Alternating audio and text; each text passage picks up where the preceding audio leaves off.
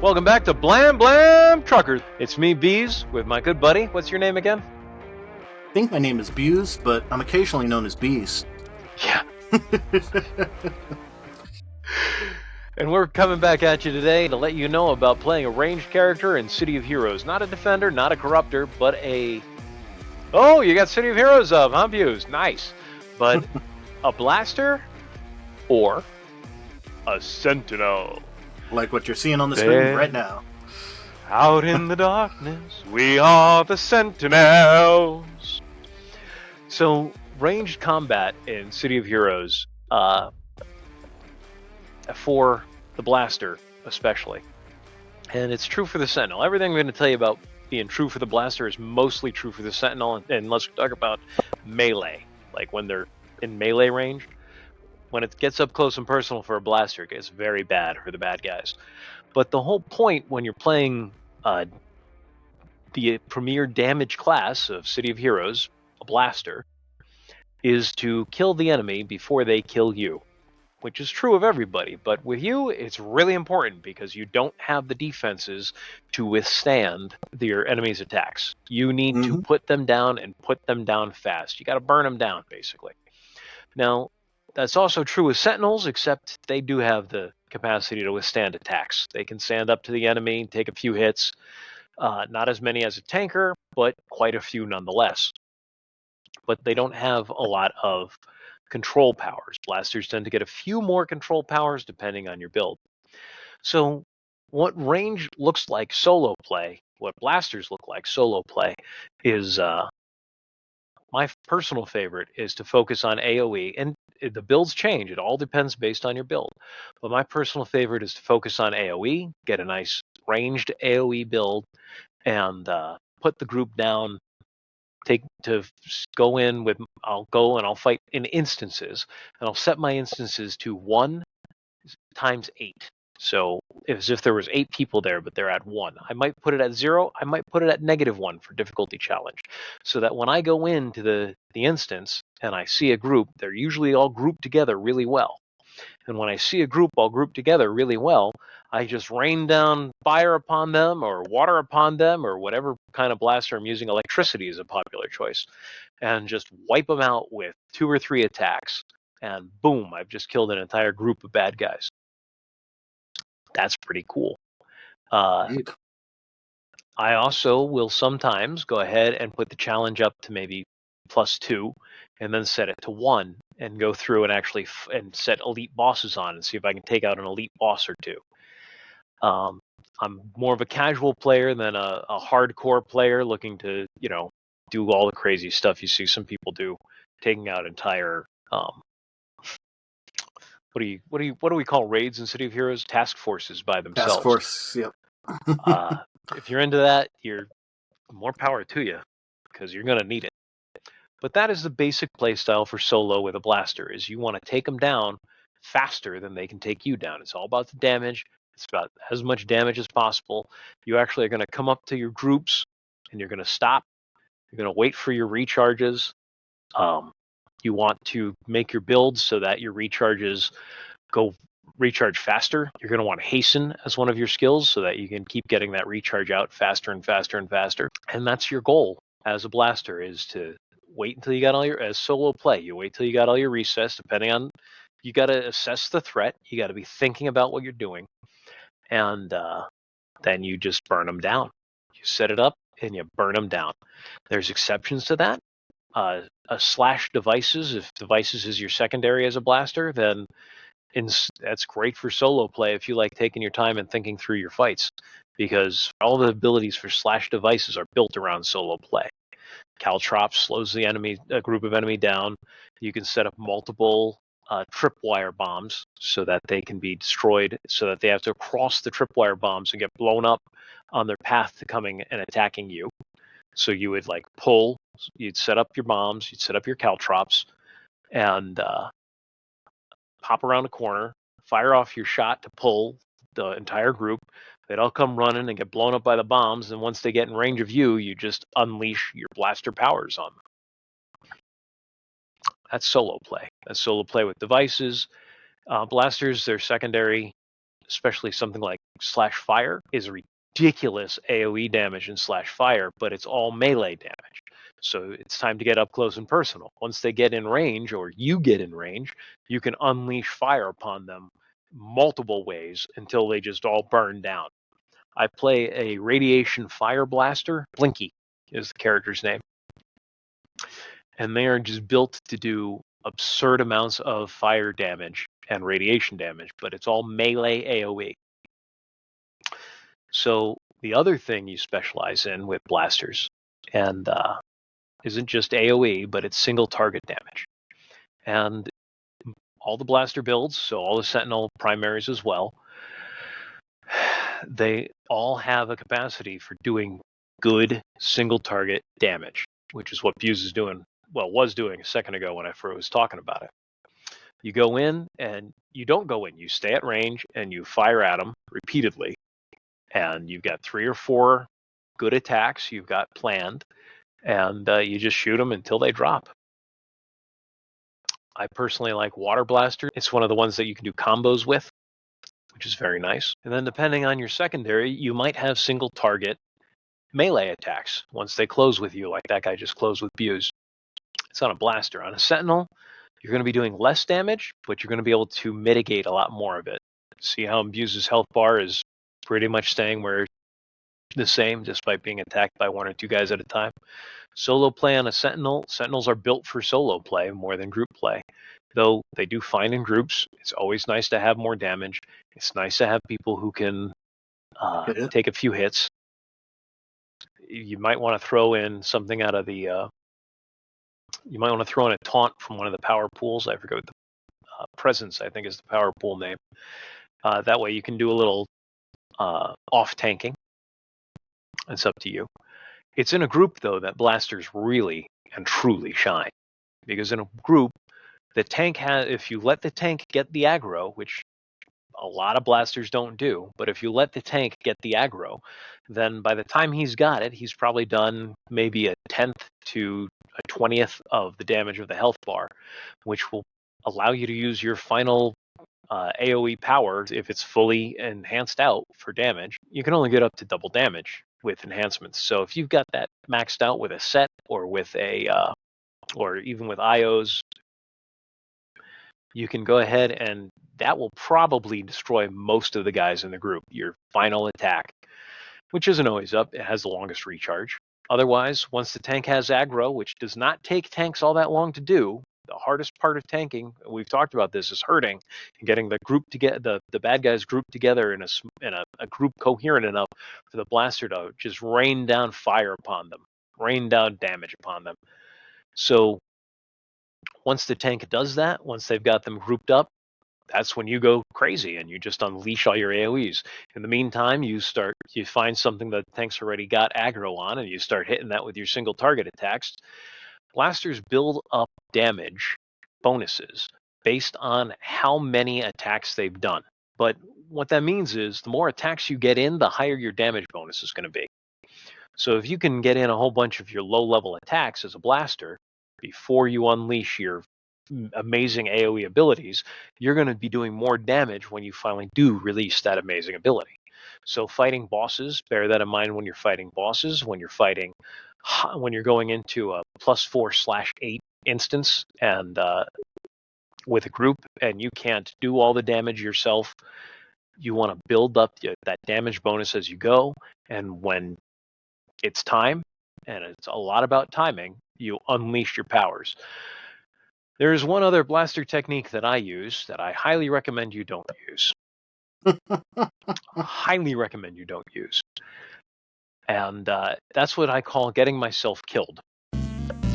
Because as a blaster, if you're in a group with a decent tank, not a great tank, just a decent tank, and a decent controller or dominator, some kind of control, you shouldn't be taking damage unless you do something stupid.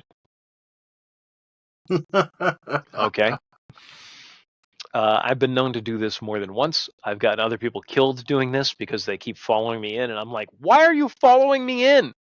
And they're like, well, I'm used to following you when you're playing your tank. Well, it's fine to do when I'm playing my tank, but I'm a blaster now, and I'm doing dumb things.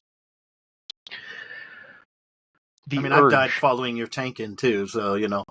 Well, that's you gotta let him get the aggro.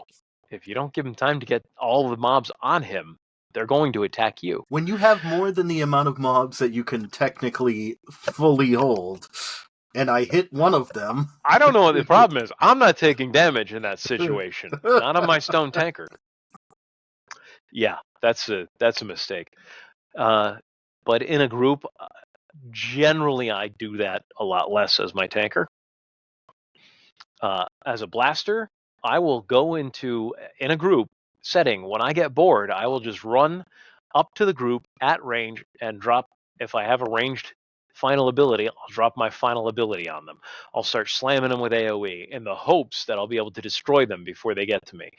And the reason why I do this is because about 60 to 70% of the time it works.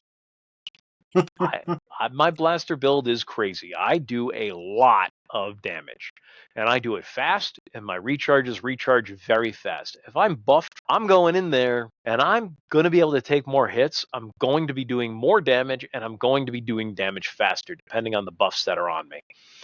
And in that situation, I start feeling indestructible, and I'm not.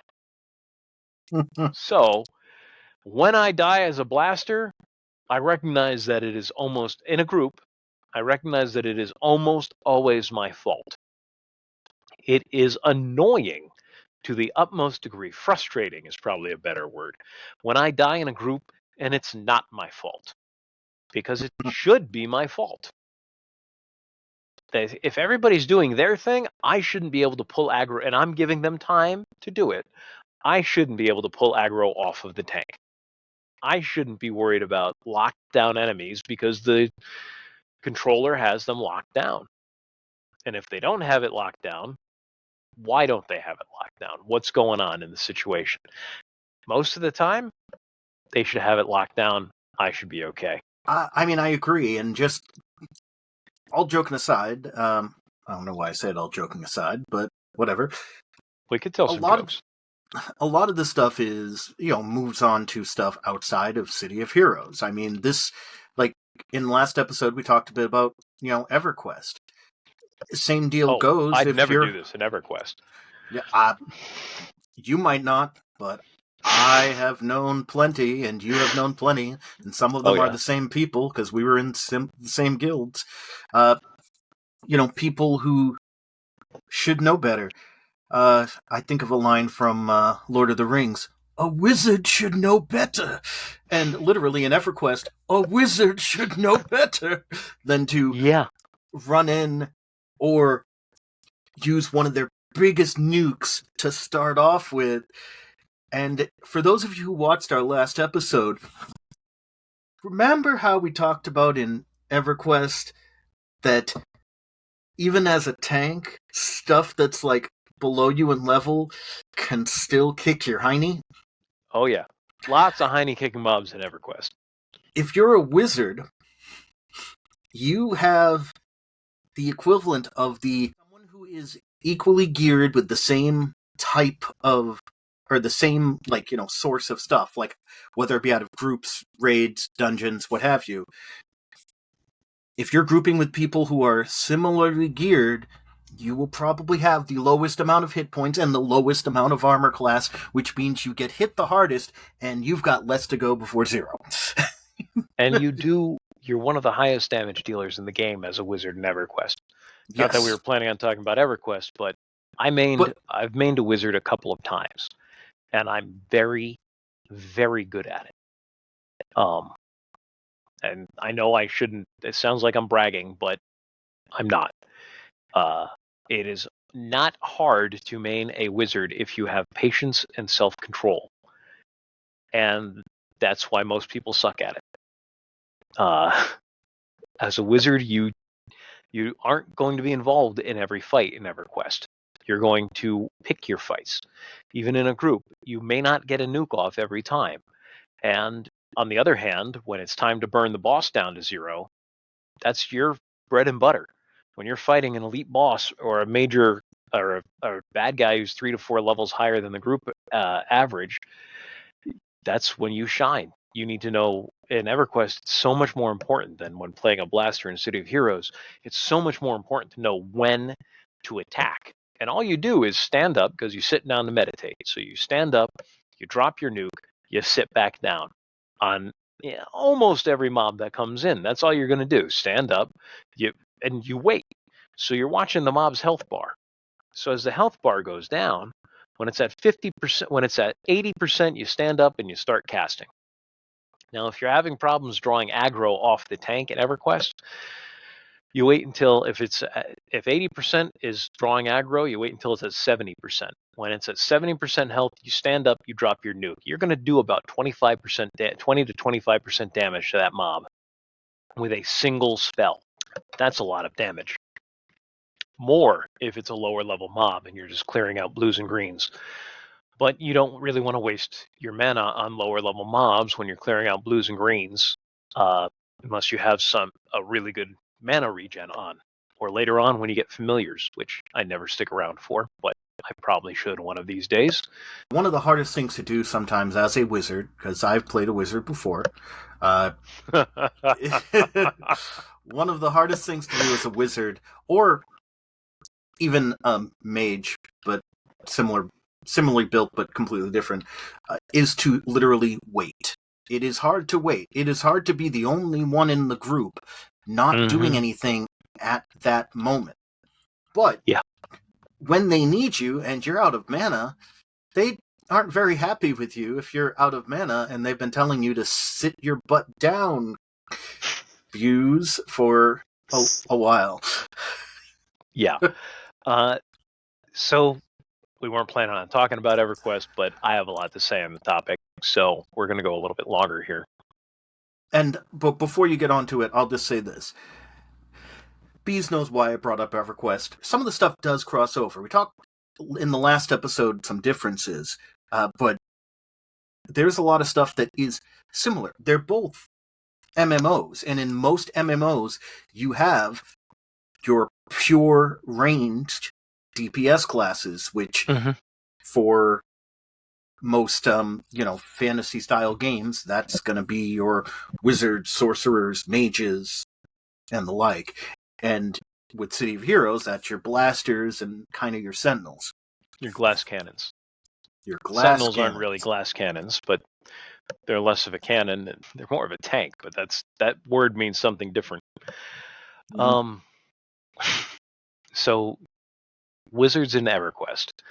Wizards get a snare, they get a root, and they don't get the snare until mid game. And they get that root very early on. So wizards become masters of root nuking, which is where you root the bad guy, you get away from him, you turn around and you nuke him.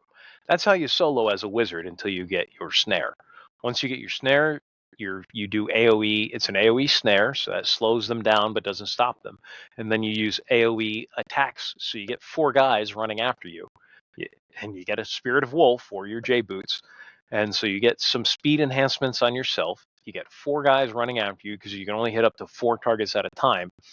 And then you kill those 4. It's going to take your entire mana bar to kill all 4 of those bad guys chasing after you. They need to be the same level as you or lower.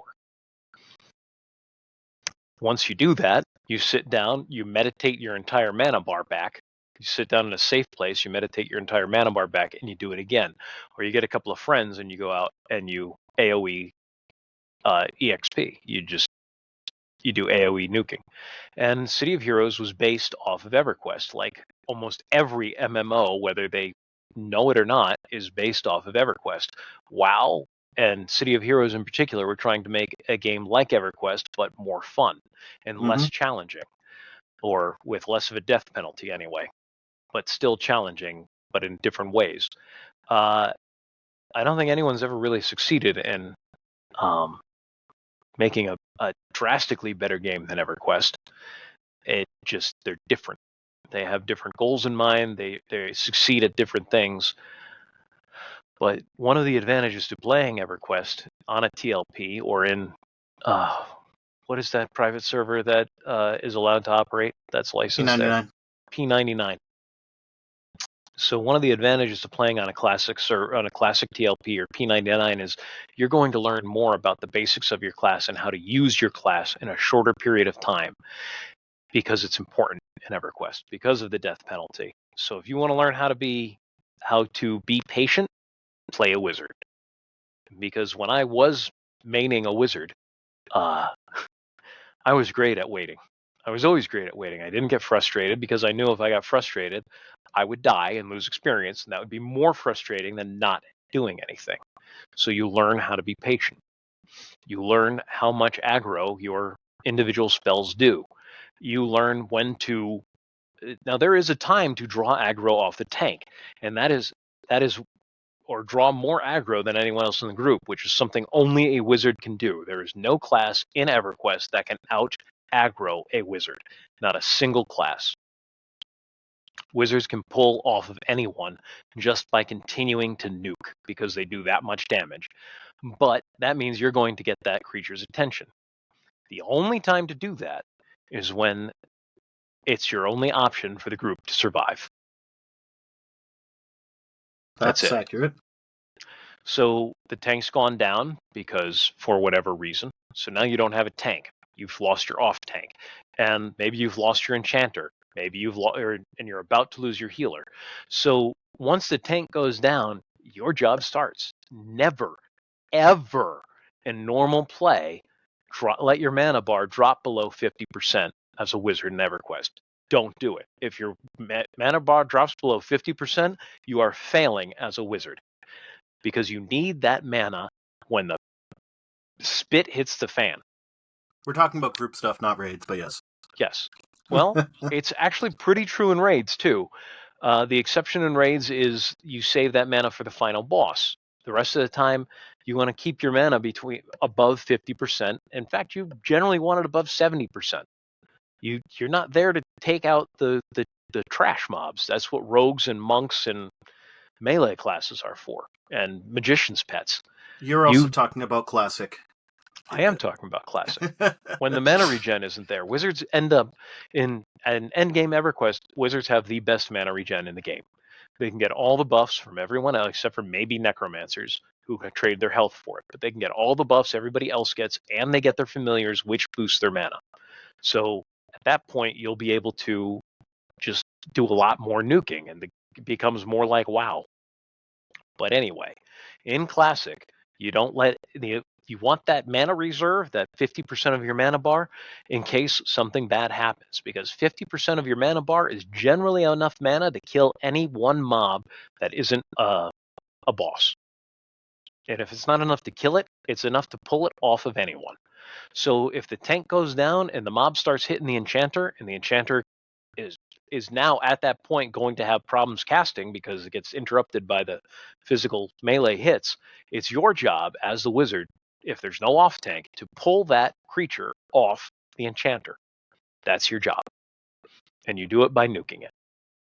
And then once it's off the enchanter, you stop nuking. Once it's on you, you just stand there and wait. You might die. If it decides to go for the healer instead of the enchanter, same thing. You pull that, unless there's an enchanter in the group. If there's an enchanter in the group and it goes for the healer, the enchanter will deal with it. Unless everything else is broken at the same time. You have to be very aware to play a wizard well. It doesn't take a lot of actual doing much of anything, but you need to be able to judge situations to be a world-class wizard in EverQuest. It's not true in City of Heroes, but that situational awareness, once you learn it, it sticks with you. It makes you able to decide how you want to make your choices. Do you want to do this? Do you want to do that? What are the consequences of my actions? How can I handle this situation? Once you've been forced to think about it during your play, for hours and hours on end during a game that you commit 2 or 3 months to, you're going to have that's going to be with you for the rest of your gaming, for the rest of your life. Playing a wizard is an amazing learning tool. If you get good at it, you're going to be good at a lot of other classes and a lot of other MMOs just from having done that. Yeah, patience, situational awareness, understanding that your death may be better for you than somebody else's death in the group.